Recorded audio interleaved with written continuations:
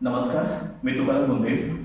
आज आपण पुन्हा या ठिकाणी कवी सुरेश भट यांची विजलो आज जरी मी ही जी कविता आहे आपण पुन्हा या ठिकाणी ऐकून घेऊया. सांगतायत की विजलो आज जरी मी हा माझा अंत नाही, पेटेन उद्या नव्याने हे सामर्थ्य नाशवंत नाही.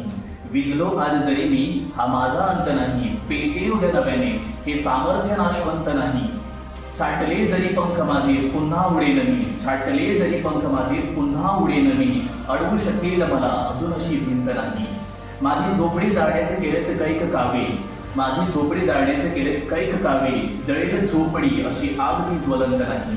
रोखण्यास वाट माझी वादळी होती आतुर, रोखण्यास वाट माझी वादळी होती आतुर, डोळ्यात जरी गेली धूळ थांबण्यास उसंत नाही.